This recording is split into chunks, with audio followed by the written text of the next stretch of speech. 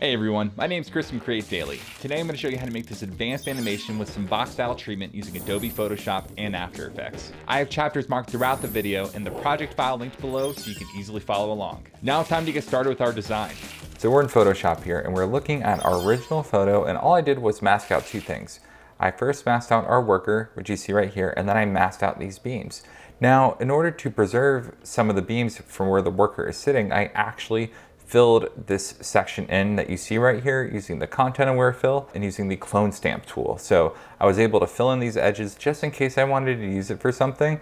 I wanted to have that option. So that is what I did here to start. So let's get started with our design. The first thing I'm gonna do is click Control N, and then I'm going to make this a 4K size comp right here. And what I'm gonna do is bring in our image. So I'm just gonna bring in our worker and our beams. I will duplicate it, and I will make sure that we duplicate to our new photo right here.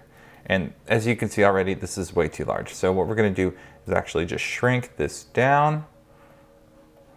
Now with our beams, we're not gonna be messing with these right now, so I'm just gonna deselect them. We won't worry about them. So the first thing I wanna do is pick our background color. So I'm going to double click on here, and I'm going to click Color Overlay, and we have this really dark, almost black color. You might end up changing this later on in After Effects, and that's totally fine. We're just gonna stick with this for now. Okay, the next thing we're going to do is type out our text. So I'm going to type out 1935, and I'm using this LTC Caslin font, which is free with Adobe fonts. I'm going to make it much larger, like this. We'll even make it larger.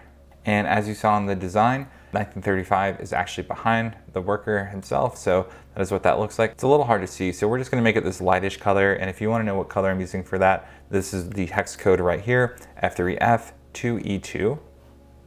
It's like a faint yellow. Okay, the next thing I wanna do is actually create some of our actual callouts and things that we're gonna be using to animate and zoom into. So this is really fun stuff. So I'll hide my 1935 right now. I'm going to type in coal miner, shrink this down a good bit. We're going to space things out.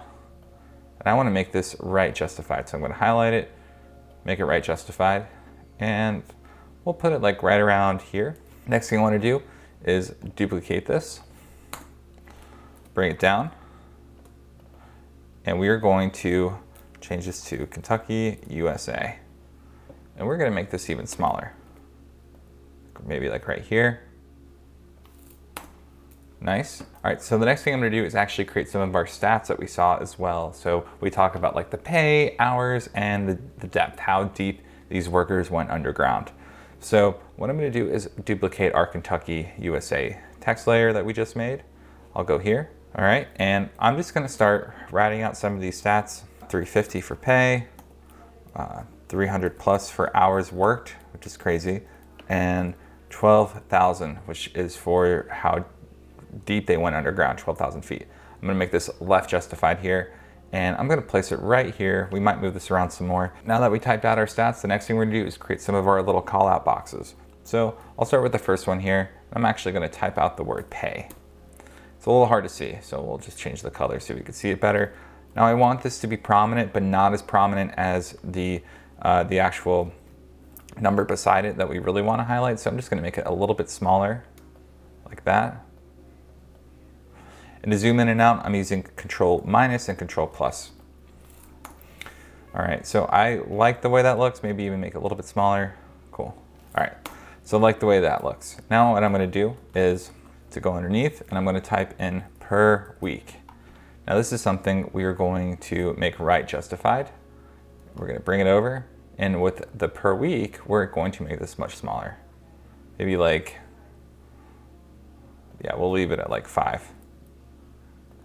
Okay, now what I want to do is create a box, some sort of background box behind the word pay, just to make it stand out a little bit. So in order to create that contrast, I'm going to go to our shape layer tool, and I'm going to draw a box just like this. It's really easy. I'm going to put it below, but you can't see it because it's all the same color. So I'm going to highlight our text here, just the first word. I'm going to change the color to this dark color here, and I'm going to continue to mess with the box a little bit.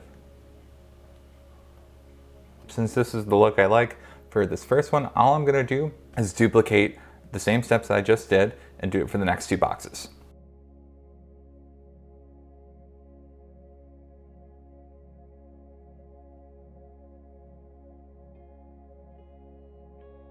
Nice, I really like the way this looks. Now what I'm gonna do is turn our 1935 layer back on, and it's a little hard to see with things all being kind of the same color, so I'm just gonna drop the opacity on this to like, let's say like 10, so we know it's there, but it's just subtly in the back. So now what I wanna do is add some texture to our background. So I have this grid asset here that I downloaded from online.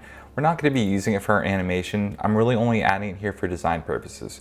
I'm kind of trying to answer the question, do I or do I not wanna have a grid? So I'm just dropping this down here. I'm gonna change the color. We'll make it white, and we're going to make it like a subtle, like maybe like 5%. So we can kind of see it, but it's really subtle in the background. All right, and the next thing we're gonna do is actually organize some of our assets. This is important because whatever we put into folders in Photoshop will actually become pre-comps in a master comp in After Effects when we import it in. If that sounds like a lot, just stick with me.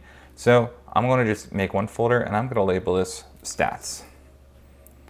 And with our rectangles here, I'm going to label them. And now what I'm gonna do is bump everything up and put it in the stats folder. So now I can show it or hide it as I feel. Now what I wanna do is do the same thing for these other text layers. Even though they're single layers, we're gonna wanna pre-comp these later. So we might as well just save ourselves the time now. So I'm just gonna call this KY text. Put in that folder, and then coal miner text, put in that folder. And then we will do background 1935. All right, so the next thing we're gonna do is create some of those fun circles and lines and those paintbrush looking things that we saw within our design, because it just adds a lot more character to the overall design itself. So in order to do that, I'm going to pull up our paintbrush tool here, and I have the Kyle brush pack, which I will link in the description below if you want to use the same brush. And this is the one that I'm using. Right now, I'm at 20, and then what I'm gonna do is zoom in here. I'm gonna hold down Shift, drag it across. That looks pretty cool. Now the thing I like about it is that the actual brush itself has like this fun like little paintbrush looking texture thing. The thing I don't like about it is that this line is too straight. No one writes that perfect. So I'm actually going to delete it, and I'm going to do it hand drawn, and I'm actually left-handed, so I'm really doing this raw. I'm gonna do the same thing here. Nice, 2 simple lines, simple as that. And they're on the same layer here. We will call this coal miner lines. We're gonna drop it in our coal miner folder. Okay, next thing we're gonna do is create a new layer. I'm gonna go to our Kentucky text layer here, and I'm just going to draw a circle. That looks good to me, so we're gonna call this Kentucky circle. Drop it in here. Now we're gonna go over to our stats, create a new layer, and I'm going to circle this around a couple times, like that. Now it looks a little funky because it is covering the text, so let's fix this up. We'll label the stats circle. All right, I'm gonna drop it in here, and then I'm going to drop it below everything so we could see it a little bit better. Now say we like it, but we don't wanna redraw it, what we can do is click Control T, and we can actually transform the size of this. So I can stretch it out, make it a little bit bigger. I kind of like how it covers part of the text. I know it's harder to read, but it looks realistic. It looks like someone was kind of just doing this quickly. And even over here, so I really like that look, and that's what I'm going for. So I'm gonna leave that as is. I'm gonna go to View, Fit to Screen, and here is what we have for our design. So this is the overall look and feel of what we're designing. If you are wanting to experiment with different colors or different looks or different things, but you really like what you have, I'm gonna show you guys a quick shortcut to make that happen. I'm gonna click Control N, all right? And we have the same thing we did to start, but I'm gonna select artboards. And what artboards do is they allow you to basically put a bunch of designs into one. So you could click on the word artboard, you could click this plus icon here, and then right away you have 2 different designs. That's what I did. As you see right here, I had a lighter color design and a darker design.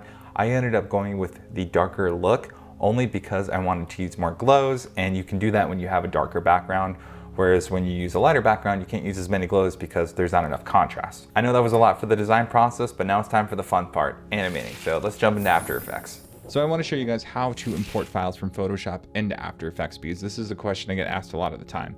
So we have our Photoshop file saved right here. I'm just going to drag it right here, and then you're going to see all of these different options, and you can import it as footage, composition, or composition retain layer sizes.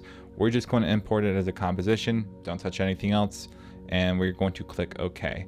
And right away we have this composition, which is our design comp, and really it's our render comp. So this is kind of our final render piece, if you will. So, and then when I jump in, this is basically our working composition. So it's really nice how it defaults to pre-comps, and which is why we separated everything into folders. So when I open up this folder right here, we see our coal miner text, Kentucky text, stats, and steelworker design. I'm just gonna bring all of these up into working, so we don't have to mess with that anymore. And then I'm going to change this to render. We will drag this up into our render folder. And then with our layers and whatnot, I'm just going to drag this into our assets folder. We can't delete these, because if we delete these, then we actually delete the design, as you see. So we don't want to do that. So we want to keep all that, but we'll just keep it organized. So now it's time to get started with the actual animation. So to start, I have our background here. I'm just going to delete this, and then we have our grid. I mentioned before, we're not going to be using this. We're going to be creating our own. So I'm just going to create our own solid and grid. So I'm going to click Control Y. That's going to bring up our solids. And then I'm going to paste in this hex code right here. It's a little bit darker, and we're going to put this in the back. And then with that, we're going to label this. We're going to duplicate this, and we're going to label this grid. And yes, we are going to be adding a grid effect. And I'll solo this just so we can see what we're looking at here. I'm going to change this to width slider. I'm going to change this width to 120. And then I'm going to leave the border at 5. So that is basically what I'm doing with this right here. And when we change it to full, that's how it looks. Now I will want to drop the opacity on this. So we're going to drop it to, like, let's say 12. So it's really subtle, but it's something we still want to show. So now with all that being said, we're going to start to put things into 3D space, which is the first part of the animation. I'm going to go to layer, new, camera, and we're going to leave everything here at its default. And we're going to go to layer, new, null object, and we're going to label this camera controller. All right, I'm going to go to toggle switches and modes here so we could see everything. I'm going to select everything and make it 3D. We'll go with our grid and our background, and we're going to push that back 15,000 pixels, which is like really far. And to just show you guys a little perspective of what we're doing here, we'll change this to custom view 1. Right here, we have everything on the same plane, and then we have our grid and background, which is what we just adjusted. So if I undo this real quick, you see everything starts off at the same, and I'm just backing this up 15,000 pixels in Z space. So I just wanted to show you guys for reference what we're doing and how we're gonna separate this out with the parallax. We'll go back to one view and go back to fit. All right, now what we need to do is, since we pushed things back in Z space so far, it looks so small, so we need to make it proportionate to the actual composition size, and that's really easy to do. We're gonna click S for scale, and we're gonna scale this back up. So now we get everything back as if it weren't touched at all, just like that. So now we're gonna do the same thing with the rest of our assets. So with our 1935 text, it's pretty hard to see. So I'm just gonna add a fill here, and just so we can see a little bit better, and I'm gonna push this back into Z space by 8,500 pixels. And we're gonna do the same rinse and repeat exercise where we scale it back up. If you're not sure if it's too big or too small, look at this outline right here of the actual bounding box itself. Once this is touching the edge of the composition, then you know it's scaled to proportion. So if you're not sure, just use that as a guide. Okay, now that we've done that, I'm going to go to our worker and our beams here, and we're gonna push this back to 2,500. Boom. And we're going to scale this back up into proportion. Cool, looks good. All right, and then what we're gonna do with our text right here, we're actually gonna leave this all at 0. So we don't have to touch this at all in terms of putting it in different spots in Z space. So we are good there. All right, we almost have everything ready to go. Now what we need to do is jump into each one of these pre-comps right here, highlight everything and make them 3D as well for our stats, our Kentucky text, and our coal miner text. All right, so the next thing we're going to be doing is our 3D camera animation. So I'm going to hide our beams real quick. So I want to show you guys something. What's really important about this step is that we're timing things out between zooming in from one set of text right here all the way to the other, to the third, followed by the final reveal. So In order to time that out, we're going to do a little pushing and pulling with our keyframes to see what looks good and feels good. Now, I know for certain that I'm going to want to animate things in from the start, such as the steel worker and the beams like this. So I'm going to give us like a 2-second cushion. That way we can animate things in and then animate our camera. But we're going to start with our camera animation because that's the more important part for where we are right now. So I'm going to click P for position. I'm going to parent our camera to our camera controller, set a keyframe here, and then I'm going to go into about 1 second and I'm going to start to zoom in. And right away you see the depth between the text, the worker, and the background text in the grid. So I'm just going to be continuing to zoom in here.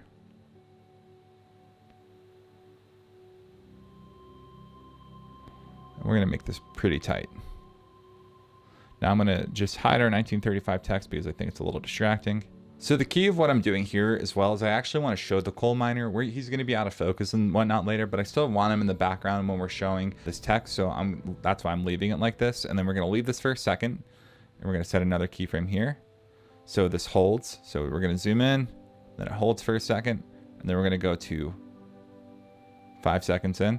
And then from there, we're going to go to our stats, drag things across, just like this.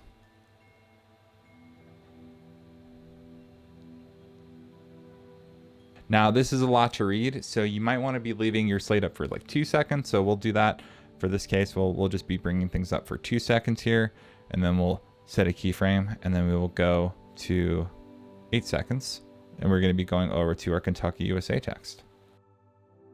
All right, and then to end, what we're going to do is hold this for about a second.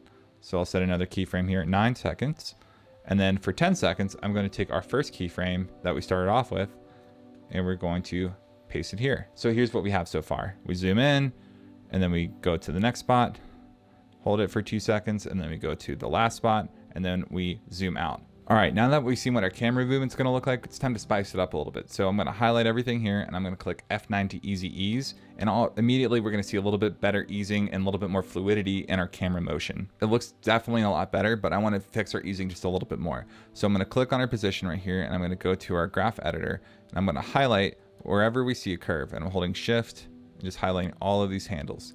And now what I'm gonna do is click on this handle right here and keep holding shift, and I'm going to drag everything across. So what that's doing is we're going to start off with a fast animation, and then it's going to ramp and it's going to ease in to the actual final resting place of each individual slate. So here's what that looks like now.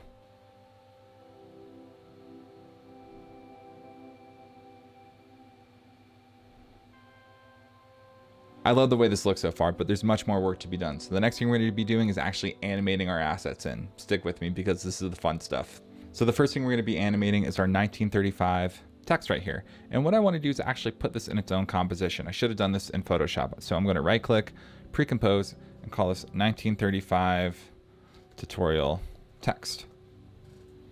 Awesome. We'll jump in here. And I'm going to just shrink this down, make it 3D.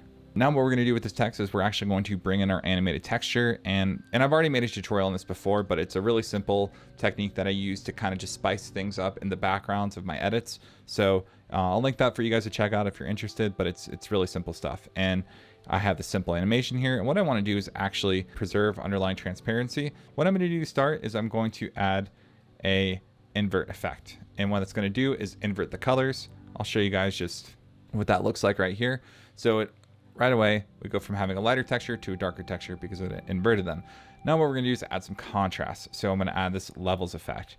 And what I wanna do is really make the dark parts dark and make the light parts really light, just like this. So it's starting to look a little bit more unique, a little bit more abstract. And just to show you guys what that looks like, you could barely read it. I mean, it's pretty tough. So we need to do more to this. And I'm going to add an extract effect. And we'll just solo this top one. And what an extract effect does is that it allows us to extract certain dark or lighter values of a particular layer. So when I bring this in here, I want to actually take out the black. So we're only left with the white spots. And it's really hard to tell, probably from the tutorial, but when I go here, you could barely see some specks here, but that's what we want. We want these little specks, and we can continue to mess with the levels of things if we want things to be darker or brighter. They almost look like stars. All right, so I like the way this looks. Now what I'm gonna do is actually duplicate our text. So we have this bottom texture, and I'll just label this bottom texture like this. We'll get rid of the extract because we don't need it. And what we're gonna do now is we're going to actually add a deep glow to our top texture. And let's label this top texture. And so now we're going to add a deep glow. It's a paid plugin, but it is totally worth it. Now with the exposure, we're going to hold down Alt and click, and we're going to paste in this expression, which is Posterize Time 6, followed by wiggle 2, 3. It's going to basically give us a little bit of a flickering feel. So see how it flickers like that? And with the Posterize Time, it looks a lot choppier. So the next thing I want to do is actually animate our 1935 text from the bottom, and we're going to add a little bit of flair to it. So first and foremost, I'm going to right click on here, create, convert to editable text right away. Now we can actually edit this text, change it to anything we want. We're going to keep it as is. Click P for position, set a keyframe here, go to the start, and I'm going to go down just like this. All right, now what I'm gonna do is highlight our keyframes, click F9 to easy ease, highlight both of them, go to our graph editor here and bring in our last handle just like that. And I'm gonna hide our textures just so we can see things a little bit clearly. So here's what we have. Looks pretty simple. What I wanna do is actually chop this off at like 10 frames in. So we'll do that right here by clicking Alt in bracket. So here's what we have. Okay, that looks nice. Now what I want to do is actually add an echo to this. And what an echo effect will do is add a little bit of like a trail to our actual text as it's animating in. So I'm going to add the echo effect right here. I'm going to change the number of echoes from 1 to 30. Now that's a little too much. Then we're going to change the operator to composite and back. And we're going to change the number of seconds. We're going to go right in front of that 3 and just add another 0. Cool. So here's how that looks. So you see there's just a subtle little bit of a trail that goes behind the actual text as it animates in, which looks really cool. So now what I'm going to do is show our other textures from before. Here's what we have so far.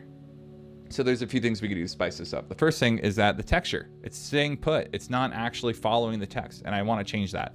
So I'm going to take both of our textures here. I'm going to parent it to our 1935 text. So now when it animates in, it animates up with the actual text, which I think just looks a little bit nicer. So the next thing we're going to do is animate each number in one at a time. And there's so many different ways you can go about this. I'm just going to show you guys the quick and dirty way of how to do this. So I'm going to highlight our text here. I'm going to create a mask around the number 1, just like that. Okay. And we will label this 1. I'm going to duplicate it, and we will label this 9. And we will click M for mask, T, Control T to highlight it, bring it over. Like I said, there are so many different ways you can do this. I'm just showing you guys one method. Boom. So now we have basically the same thing we started with, but the reason we did this is because we're going to offset them. So I'm going to offset these all by around 6 keyframes or so. So we're starting at the 10 keyframe mark. I'm just going to go up 6 keyframes here. All right, so here's what we have for our 1935 background animation. Let's jump back into our edit and do the rest. All right, so now it's time to animate the rest of our assets. What I'm gonna do with our 1935 text, I'm gonna change the blend mode to lighten, and I'm just gonna hide this right now. Usually when you add a lot of effects like the deep glows and stuff, it slows down your render time. So we're only going to show the things that we're working on to just save time. And with that being said, I'm going to get rid of all of this besides our worker and our beam. So this is kind of how the design started, as I mentioned. Now with the beams, I don't want to show this right side of the beam, so I only want to show the bottom. So I'm just going to solo this real quick, and I'm going to draw a mask, and I'm just going to mask this out. So now what we're going to do is bring in a fun transition that I created, and I'll show you guys what it looks like. So I'll just put my demo comp here. There's nothing in here. So I have this paper transition that I made for another video of mine that I'll link for you guys so you can see how it looks, and it animates right from the middle. And I did this all in Photoshop. Like I said, I did another tutorial on this, and I'll link the time code and everything below so you can go check it out yourself if you want to make one. It's transparent, so it can go over anything, and this paper one happens to animate from the middle. So this is going to be our driving force for animating a lot of our assets for the rest of the video here. So when I go over to our composition and we see our paper rip from middle, I'll just call this transition right here. What I'm going to do is bring this in, and what I need to do is actually place it over the actual objects in 3D space so it all animates in proportionately and the way it should. So with our beams, that's a 2500. I'm going to copy the position here, go to our transition, paste that in. Now it looks a lot smaller, but as you remember before, we could scale things. And because the beam is at an angle, I'm just actually going to rotate this slightly like this, and I'm going to even transform it as well. Cool. So it'll animate in from the start, just like that. That looks cool. Now, right now it jumps off at the end because it's only 1 second long. So in order to fix that, I'm going to go to our transition here, right click on it, go to time, freeze on last frame. Now it holds, it's black, which means whatever it's showing will stay, which is super important. So now what I'm going to do is take our beams and I'm going to mat them to our transition.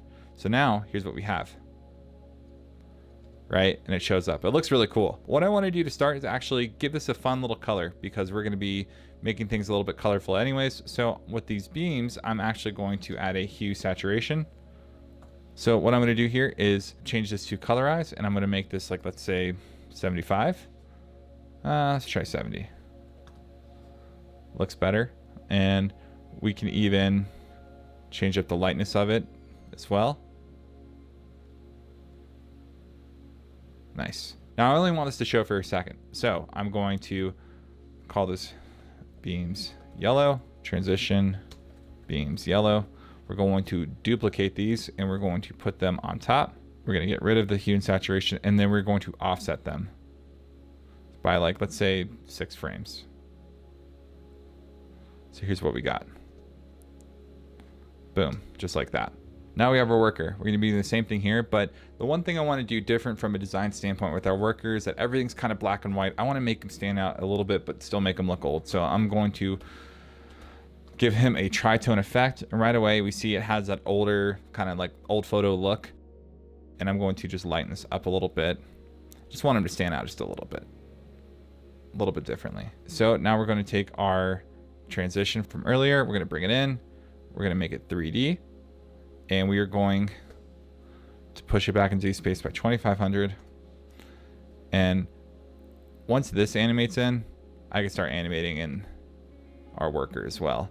And remember, we start our camera animation around the 2-second mark, so I'm trying to keep everything within that window. Of course, we could change it, but I just did that earlier to start to save us time. I'm going to change our orientation here to 90. I'm going to widen things out, and I'm going to scale it. Now what I need to do is right-click on our layer, time, freeze on last frame, and what we're going to do is we're going to take our worker here, and we're going to mat him to our transition. And since we're using a lot of these transitions, I'm going to label them along the way. Now, when I bring in our 1935 text, we don't need to do any sort of transition with this because we already have it animating in on its own, but this is how it looks. And I think to start, I actually want to show the 1935 text. So what I'm going to be doing is backing all of this up just by a little bit right here. So now we have it like this. Now everything's starting to really come to life together. All right, now it's time to actually start animating some of our stats. So we have our stats right here, and we're gonna be doing the same thing where we bring in our transition. What I'm gonna be doing here is saying, okay, when do I actually zoom into this? I zoom into this like starting right around here. So I'm actually going to bring in our transition just like right before it. And I'm going to make it 3D. And if I forget where I put this in Z space, I'm gonna see, okay, this is at 0. So the transition could say it's 0, which is nice. And pull this up. All right, and then now what I'm going to do is actually mat our text to our transition like that. And then with our transition, I'm going to right click, time, freeze on last frame. So that way it stays. So now it's starting to zoom in even more. And then it comes in just like that. So we might actually want to bring in this animation a little bit sooner. So I'm just going to start here and see how this looks. Nice, that's looking good. Now what we're gonna do is go to our second line, which are the stats that we saw before. Now what I'm gonna do is bring in another transition here for our stats. And I'm gonna show our stats so we see them, and we'll call this transition stats. We'll go here, we'll make it 3D, and we will shrink it. So what I wanna do a little bit differently with this transition, it's not hard at all. I'm just gonna click R, and I'm going to go to this parameter here in the orientation and switch it to 90 degrees. So rather than animating out from left to right, it's just animating out from top to bottom. Real simple stuff. All right, now what I want to do is make sure that our pre-comps are aligned with our transitions. And the reason for that is, like, you see things like like our lines and whatnot, we're going to actually be animating these from the actual pre-comps themselves. So it makes a lot more sense to make sure that, okay, the start of this pre-comp is in line with the actual transition itself. So it's, with our stats, we're going to be doing the same thing. We're going to align it up with the start of the transition. And then I'm going to map this to our transition just like that. Same thing as before, right click, time, freeze on last frame. So here's what we got. All right, now we got one more spot to go to, and that is over here to the Kentucky, USA text.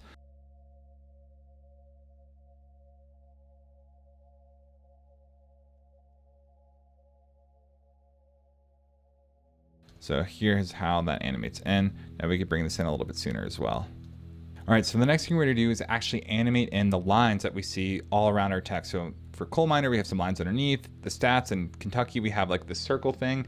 And I wanna show you guys how to animate these because it adds just a little bit more flair and it could be pretty fun. So we'll start with our coal miner text right here. And to come in to start, we have, I'll just make this full resolution. Here we have these simple lines that we created in Photoshop. And these are gonna be really simple to animate. So I'm gonna pull up my pen tool here. I'll create a stroke. We'll make it like this light blue color. And then I'm just going to create a point here and create a point here. And we're going to just give it a little bit of curve. We could drop it down too, just like this. So now what we're gonna do is go to our line right here. I'm going to duplicate this, go to our shape 2 here, and then I'm going to go to transform and drop this down. And adjust this as well. And of course, this is a different line, so I'm gonna give it just a little bit of different treatment. So I'll bring it down here, bring this up in the middle, bring it down just like that.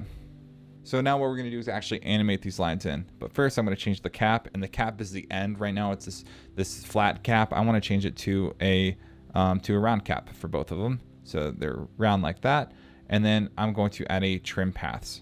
So what a trim paths does is basically creates a start point and an end point where you can animate something in from start to finish. So with our end, I'm just going to bring up that keyframe right here, and then we're gonna go to start, set a point for 0, and here's how this looks.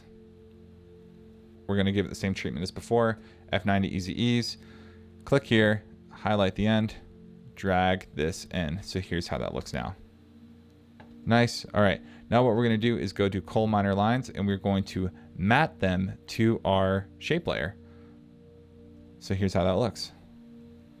Boom, real simple. Last thing we need to do in here is make this 3D, and we will label this line matte. So now animates in right away. So when we jump back to our design, we see it animate in like this. Now we need to play around with the timing because right now it's showing right at the start, and we want it to animate in like right around, I'd say, this point. So I'll go back to our coal miner text here, and I'm going to adjust our mats and just bring them down just a little bit like that. So now when we come in, here's how it looks. So just by offsetting a couple layers and keyframes, it starts to look a lot more dynamic, which looks really cool. And this is the way to animate like a straight line if we want, that we design in Photoshop. These circle lines are going to be a little bit different, so that's what we're going to focus on for these next 2 examples. So we'll go down to our stats here, and we have this cool circle outline that we created in Photoshop, but the issue is that we can't exactly do the same process because there's overlap in the circle. It crosses each other a bunch. So we're just going to recreate the circle itself. So I'll just deselect that, and I'm going to bring up our pen tool. We'll drop our stroke to let's say 6, and I'm going to start creating the circle with our pen tool. So this looks a little rough, but here's what we have so far, and I'm going to put it behind the text, and I'm going to continue to make some changes to this. Stand by, I'm going to show you guys a better circle. All right, so we have a better circle now, and I changed the color to something a little bit lighter like what we had earlier. I have this roughen edges effect, and here are the settings that I'm using. So you see here we have an expression for the evolution of our roughen edges, and that's simply to just make it have a little bit of jitter, which I think looks pretty cool. So to show you guys how I did that expression, I'm just going to go down here. I'll go down to effects. We'll go to roughen edges here, and then the actual expression itself was posterize time 3, followed by time 1000. So that's all I did. But same as before, we actually need to animate our circle on. So I'm gonna go up to the time and see, okay, when do we actually see this? So we're gonna want to start animating right around, I'm gonna say this point. So to start, I'm gonna go up to here, going to go to add trim paths. put a point at 0. All right, and then go up, like, let's say a little bit like this. Go up to 100. Nice. Now I'm going to highlight them. F9 to easy ease. Highlight this back handle. Bring that in, and we'll see how this looks in the actual edit itself. So it's starting a little too late this time, so I want to actually bump this up just a little bit here. So we'll go here.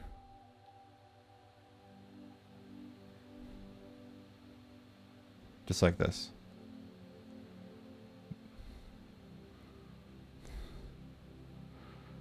Nice. I think this looks good. All right, now we're gonna do the same thing for this last one. And because of the shape of this last one, we can kind of do either method. So I'm gonna go ahead and jump into that for the Kentucky text. We'll go here, and I'm just gonna do the outline that we did, like in our first example.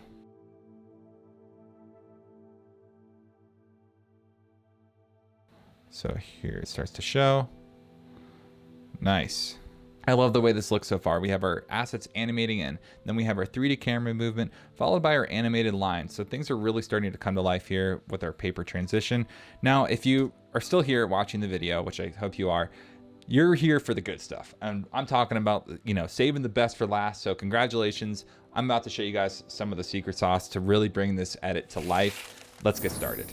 All right, so the first bit of sauce I'm going to show you guys is actually creating some natural camera movement. I think that's going to make this edit just look a lot more fluid. So in order to do that, I'm going to go to Layer, New, Null, and we're going to call this Camera Movement.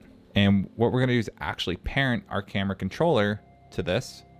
Now we need to make this 3D as well. And what I'm going to do is click P for position, Alt click on here, and then paste in this expression, which is just a wiggle 1, 10. So now there's going to be a little bit of shake.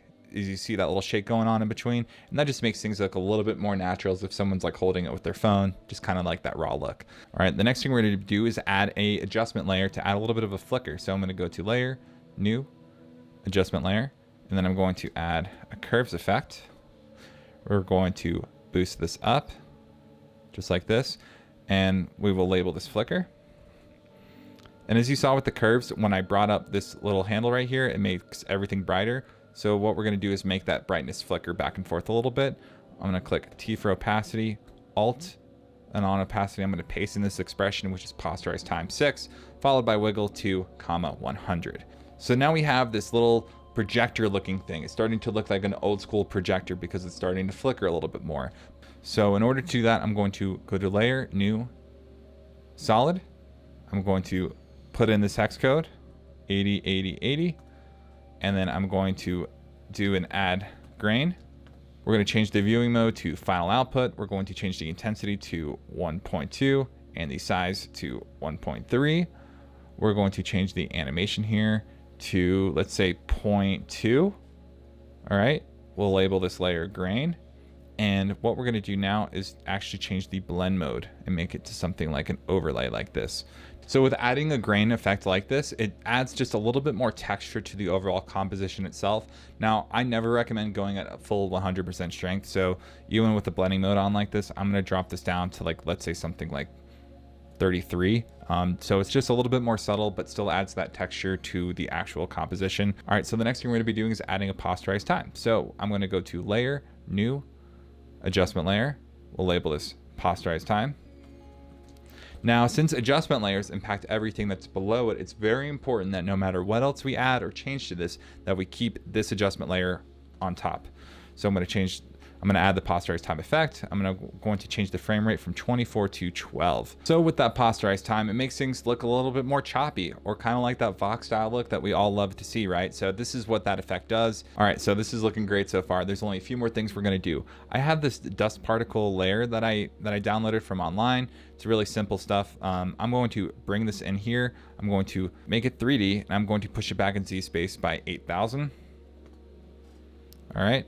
I'm going to scale things up just like this. I want to make sure that from our starting point that these dust particles cover the entire frame, because I know we're going to be zooming in and going from left to right and whatnot, but I want to make sure from the very start, from the very end, that okay, this covers the entire frame, which it does. I'm going to change the blend mode here to screen.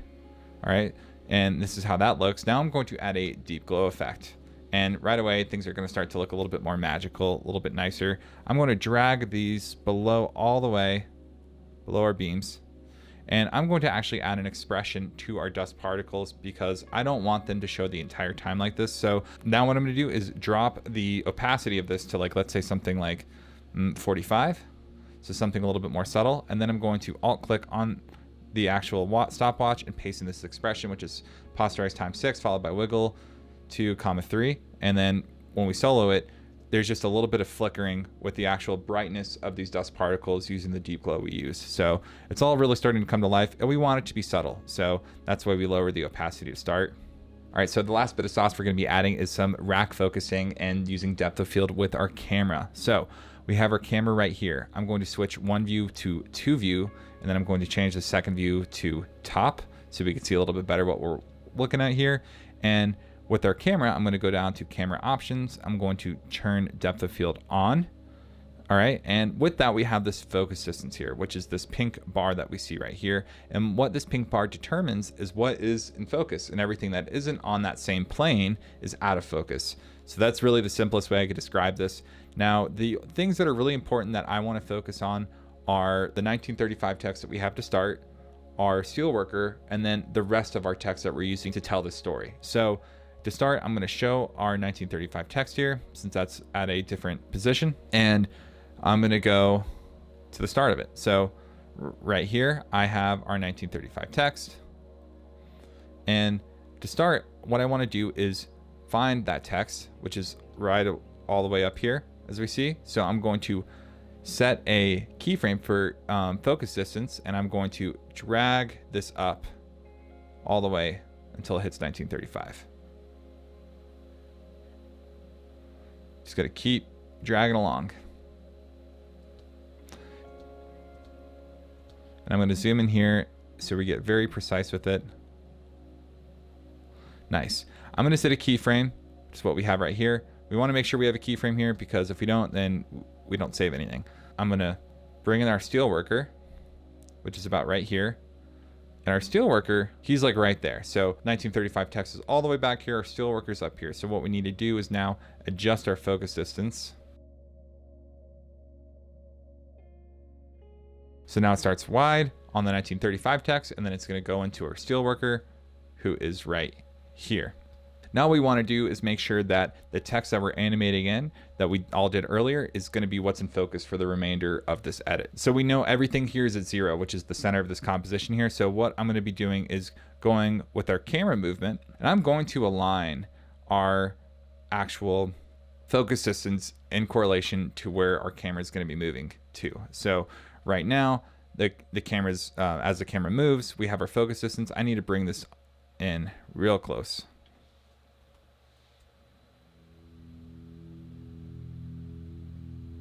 To like here. So now when I zoom out and I go to the next animation, so right here, since the camera is only moving left to right, up and down, but it's not going back and forth in Z space, I know that it's all going to stay on the same plane. So when I click on our focus distance, it's still there. Same when I go over here, it's all staying on the same plane. So as we see here with our camera, it's going to animate out like this, and this pink line that's right here is animating out with it. So we need to animate this focus distance as well. So I'm going to go here. I'm just going to push this up. Just like that. And then what I'm going to do now is right click, F9 to easy ease. And now everything's going to ease in with its actual digital camera movement. The bigger reason why we did this towards the end of the edit is because adding depth of field and these rack focus animations will really slow down your computer. So I encourage you to render out portions of your actual composition to see what you like and what you don't like. Otherwise, you will be waiting for a while. But the last thing we need to do is actually make this depth of field stand out. So we have our aperture here at 25 at the default. I'm going to change this to like 150. So the one last change that I made is actually change the color of this text right here just to make it pop out a little bit more. But this is how you make a fun, advanced Vox-style animation using Adobe After Effects. Let me know what you like about today's tutorial and what you'd like to see next. Thanks for watching and stay creative.